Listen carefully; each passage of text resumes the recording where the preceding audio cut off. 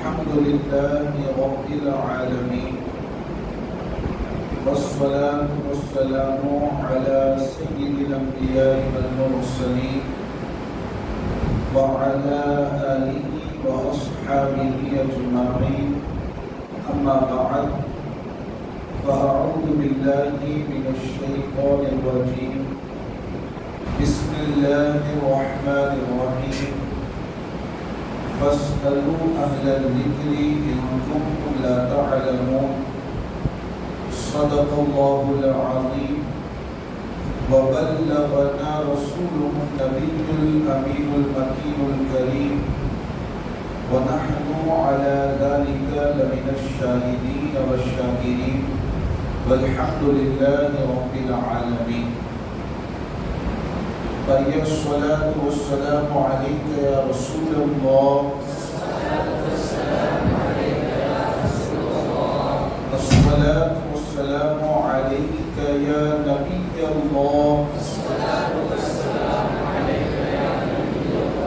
وعلى آلك وأصحابك يا نور الله صلى الله تعالى عليه وسلم.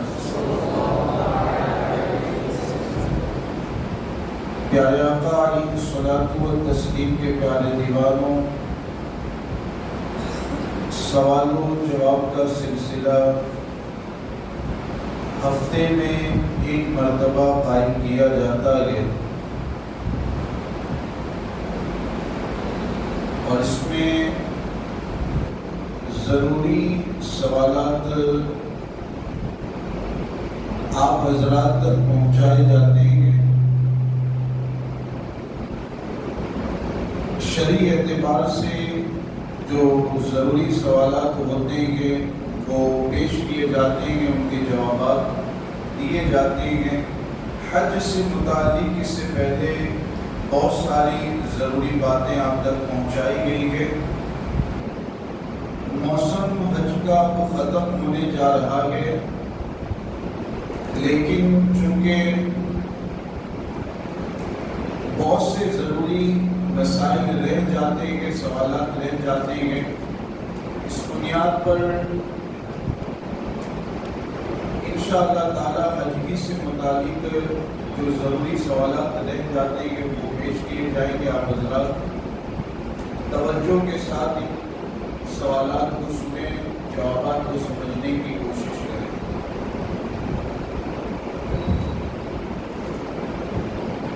السلام علیکم ورحمۃ اللہ تعالی وبرکاتہ۔ حضرت کی بارگاہ میں پہلا سوال یہ ہے، کیا طواف کے وقت حالت احرام میں دائیں کاندھا کھلا رکھنا ضروری ہے؟ یہ مسئلہ تو پہلے آپ نے سماعت کر لیا ہے کہ مرد کے لیے طواف میں اضطجاع کرنا، یعنی داہنا کندھا کھلا رکھنا، یہ سنت ہے، حضور علیہ السلام کی یہ سنت کریمانہ ہے۔ اور ساتھ میں یہ بھی آپ نے سنا کہ اضطجاع کرنا یہ اسی طواف میں سنت ہے جس طواف کے بعد سعی کرنی ہے۔ اگر طواف کے بعد سعی نہیں کرنی ہے، صرف کوئی طواف کرنا چاہتا ہے، طواف ہی اس کو کرنا ہے، تو اس صورت میں وہ طواف ویسے ہی کرے گا، سادے کپڑے پہن کر کے چاہے کرتا ہے یا احرام کے کپڑے پہن کر کے کرتا ہے۔ دونوں صورتوں میں صرف طواف جب کرنا ہے تو دایاں کندھا کھلا رکھنا، اضطجاع کرنا یہ سنت نہیں ہے۔ تو طواف جس کے بعد صحیح ہوگی اس طواف میں اضطجاع کرنا یہ سنت ہے، مرد کے لیے حکم رہتا ہے، عورتوں کے لیے یہ سنت نہیں ہے۔ یہاں ایک چیز کی وضاحت میں کرتا چلوں کہ اس میں شبہہ بھی بہت سارے لوگوں کو رہتا ہے، اور جب یہ معاملہ پیش آتا ہے تو شبہ واقع ہوتا ہے۔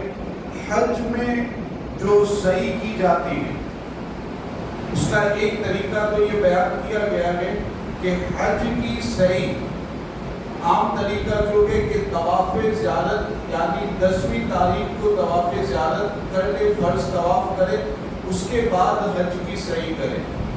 ایک عام طریقہ اس کا یہ بیان کیا گیا ہے. ایک دوسرا طریقہ یہ بھی بتایا گیا کہ اگر پہلے ہی حج کی صحیح کرنا چاہتا ہے تو حج کا احرام باندھنے کے بعد ایک نفلی طواف کرے اور اس نفلی طواف کے بعد حج کی صحیح کی نیت سے طواف صحیح کر لے گا تو حج کی صحیح ہو جائے گی.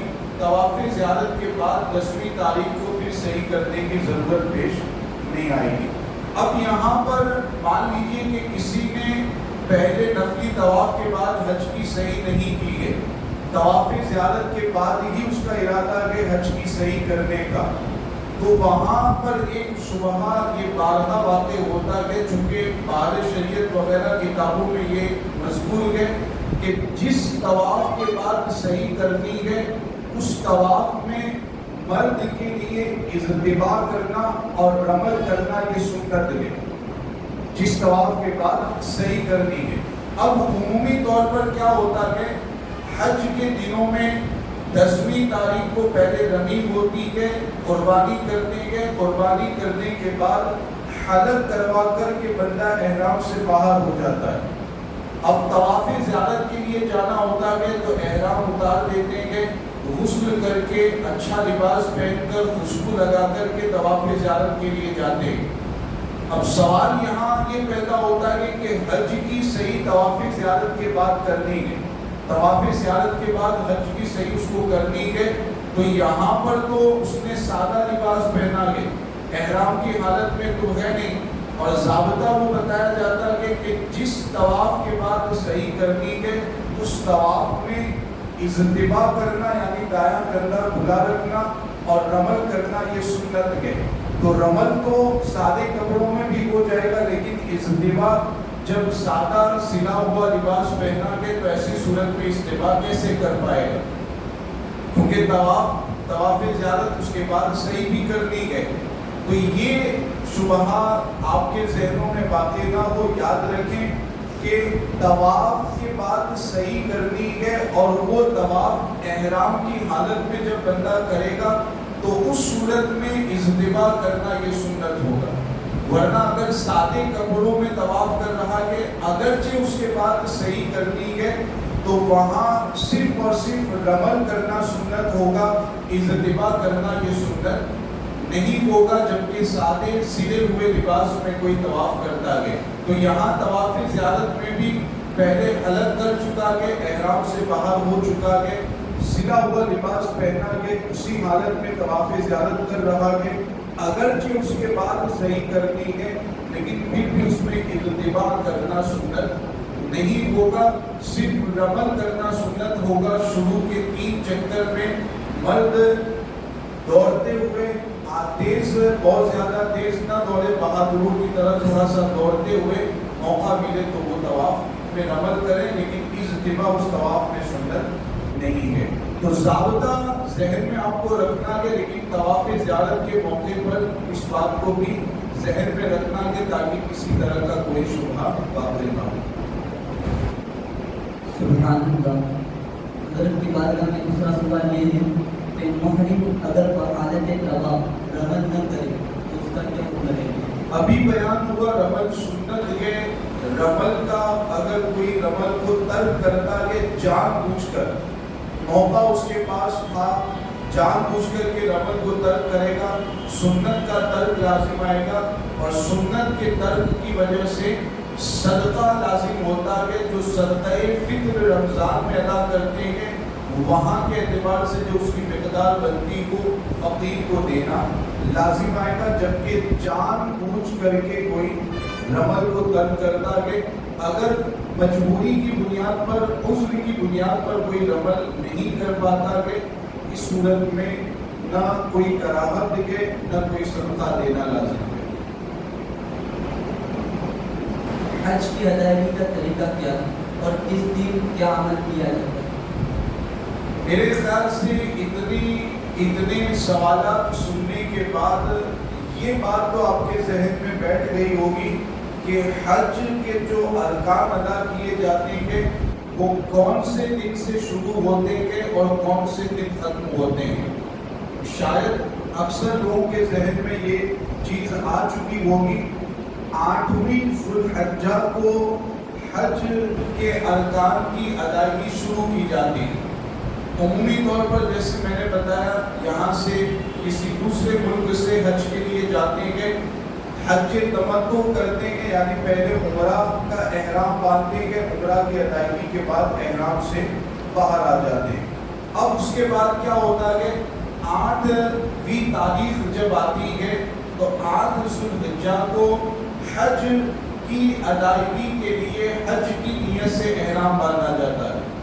یاد رکھیے گا 8ویں تاریخ سے لے کر کے 12ویں تاریخ تک یہ جو 5 ایام کے انہی 5 دنوں میں حج کے ارکان اور حج کے افعال ادا کیے جاتے ہیں. تو 8ویں تاریخ کو حج کا احرام باندھنا ہے. حج کا احرام کہاں سے باندھنا ہے؟ افضل اور بہتر یہ ہے کہ مسجد حرام میں جا کر کے حج کا احرام باندھیں. یعنی حج کا احرام اپنی ہوٹل سے باندھ لیا, وہاں جا کر کے نیت کرے تو یہ افضل اور بہتر ہے. اگر ایسا کوئی نہیں کرتا کہ ہوٹل ہی سے اپنے کمرے ہی سے حج کا احرام باندھتا ہے, حج کی نیت کرتا ہے, تو اس صورت میں بھی کوئی قباحت نہیں ہے. افضل وہی ہے کہ مسجد حرام میں جا کر کے احرام کی نیت کرے. تو 8ویں تاریخ کو حج کا احرام باندھیں گے. اب حج کا احرام باندھنے کے بعد ظہر سے پہلے مینا پہنچ جاتے ہیں. مینا کے میدان ہی میں خیمے بندے ہوتے ہیں کہ وہیں پر قیام رہتا ہے. 8ویں کو ظہر سے پہلے مینا میں پہنچیں گے. اب مینا میں کب تک رکنا ہوتا ہے؟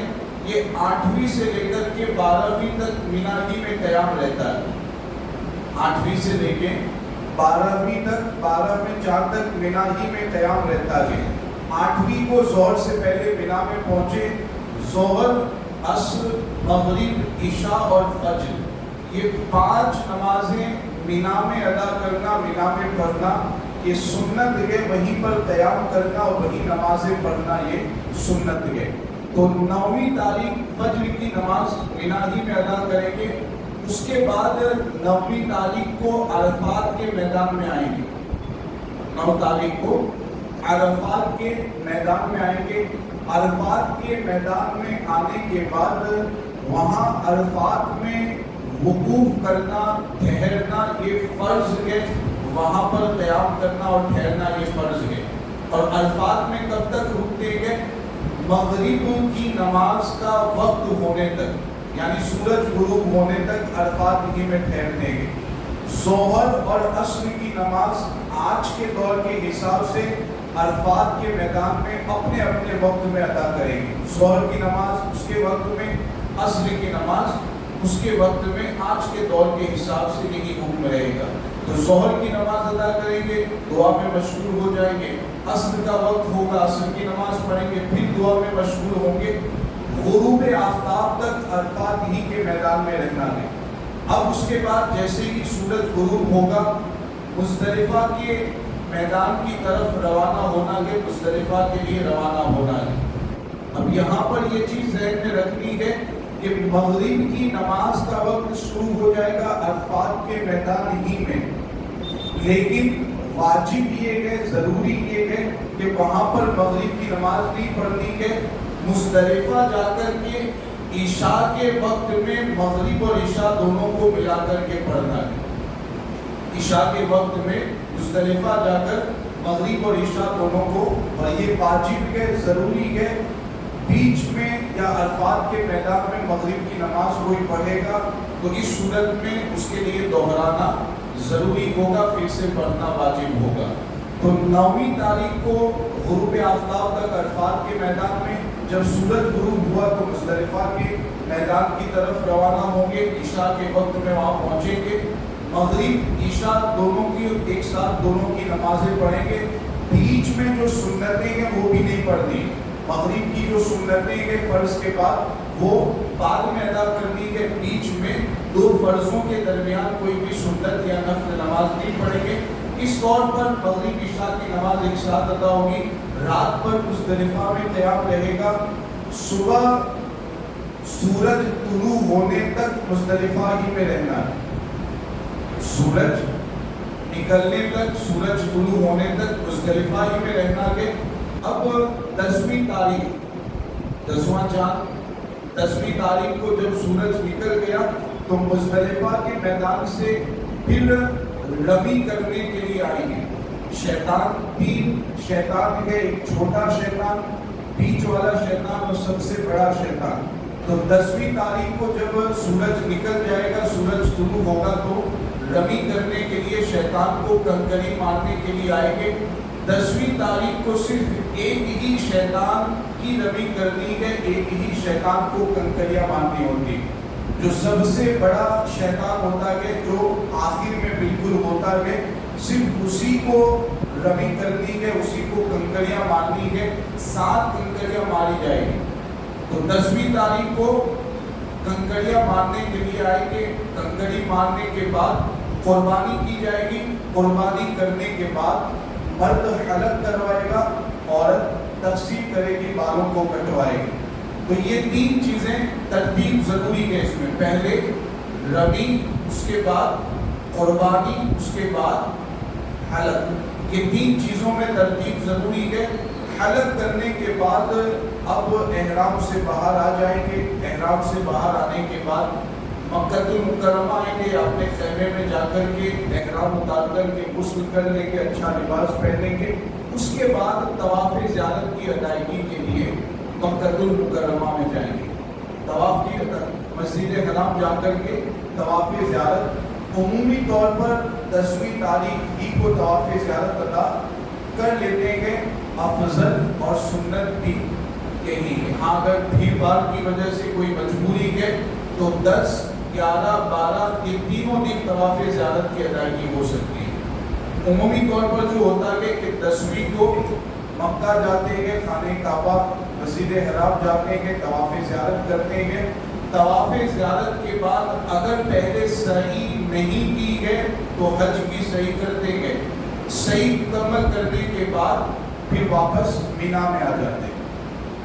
مینا ہی میں قیام کرنا کہ یہ سنت بھی ہے. طواف زیارت صحیح کرنے کے بعد واپس مینا میں آئیں گے.